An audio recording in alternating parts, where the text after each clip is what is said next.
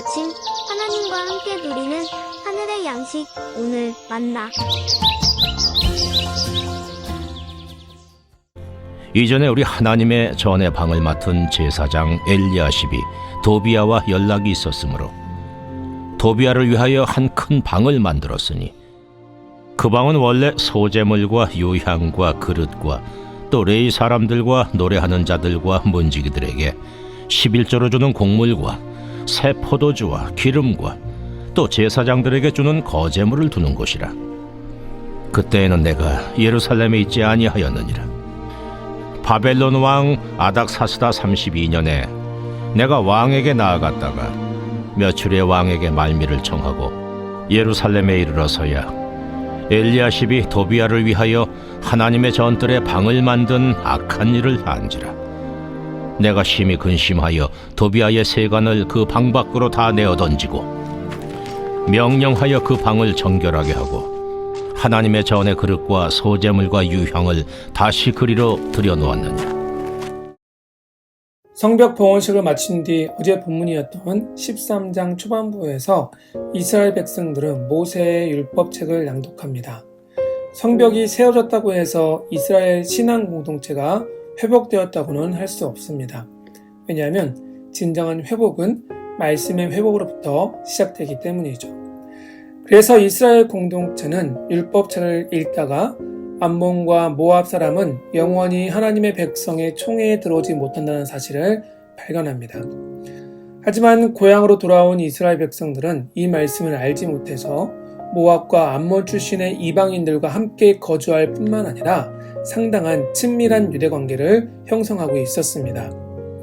하지만 이스라엘 백성들은 율법의 말씀을 기준으로 삼아 모압과 암몬 사람들을 이스라엘 공동체 안에서 분리하기 시작합니다. 그러던 중 오늘 본문 4절 이후에 보면 성벽 재건을 하던 과정 중에 느헤미야는 자신이 아닥사스다 왕을 만나러 다녀오는 사이 예루살렘에 자신이 없었을 때죠.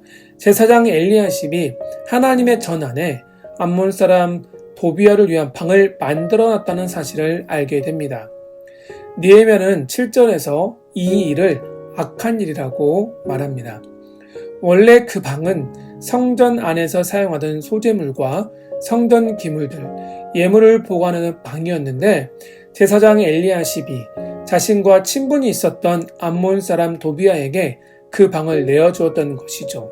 하지만 다른 곳도 아니고 하나님을 예배하고 가장 거룩한 장소인 성전 안에 이방인이 거주하는 공간을 마련해 뒀다는 사실은 용납할 수 없었습니다. 그래서 느헤미야는 도비야의 모든 짐을 다 내어 던져버리고 그 방을 정결케 하고 그 방의 본래 용도에 맞게 곡식 제물과 유향과 기구들을 다시 들여놓습니다. 오늘 본문을 통해서 우리가 함께 생각해 볼 것은 하나님의 말씀이 우리의 삶의 중심이요 변화의 근거가 된다는 사실입니다. 성벽 재건 공사가 끝난 뒤에 이스라엘 백성들은 이 공사가 마무리되면서 자신들의 정체성과 삶의 터전이 어느 정도 회복되었다라고 생각했습니다. 하지만 하나님의 백성의 진정한 정체성의 회복과 삶의 변화는 눈에 보이는 안정감이나 든든함이 아니라 하나님의 말씀에 근거한 삶의 변화를 통해서 가능합니다. 왜냐하면 하나님의 말씀이 우리의 삶의 방향과 기준을 정해주기 때문입니다. 엘리야십과 예루살렘 사람들은 암몬 사람 도비야와 가까이 지내면서 도비야를 통해서 자신들의 안전을 위한 이런저런 유익을 얻었기 때문에 인간적인 차원에서 그와 가깝게 지내고 세상적인 기준에서는 성전 내부에 방을 내어주는 편의를 제공했다고 할 수 있겠죠. 어찌 보면 그것은 인간됨의 도리라고도 할 수 있습니다. 하지만 이것은 하나님의 말씀에 어긋난 행동입니다.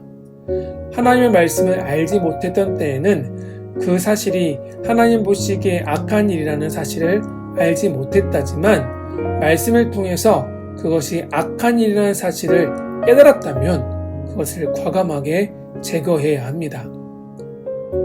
이런 말씀에 근거한 과감한 결단과 용기를 통해서 우리의 삶에 하나님이 기뻐하시는 삶의 변화가 나타날 수 있습니다. 하나님의 말씀에 내 생각과 말과 행동과 결정과 삶의 방향을 점검해야 합니다.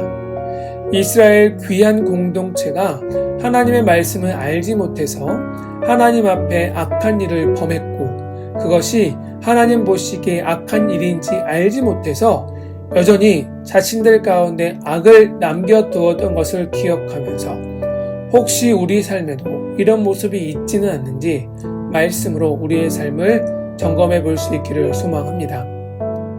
하나님의 말씀에 대한 무지 때문에 우리의 삶에 죄악이 자리 잡지 않도록 말씀에 더욱 민감하게 반응해야 합니다. 시편 기자는 119편 105절에서 이렇게 말씀합니다. 주의 말씀은 내 발의 등이요 내 길의 빛이니이다. 사랑하는 여러분, 오직 하나님의 말씀이 우리의 삶을 인도하고 하나님의 말씀이 우리의 삶의 기준이라는 사실을 기억하시기를 바랍니다. 우리의 양심이나 인간적인 도리, 세상적인 통념이 우리를 인간답게 만들고 인격적인 성숙과 삶의 변화가 가져다 주지 않습니다. 하나님의 말씀에 온전히 붙들려 그 말씀을 우리의 삶의 중심에 모시고 그 말씀을 기준자만 삼아갈 때 우리의 인간담이 온전히 회복되고 우리의 삶에 하나님의 기뻐하시는 그리스도인으로서의 신앙의 성숙과 인격의 변화가 있게 된다는 사실을 기억하시기를 바랍니다.